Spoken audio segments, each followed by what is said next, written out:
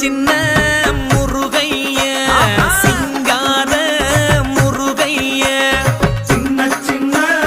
முருகைய சிங்கார முருகைய கொஞ்சி கொஞ்சி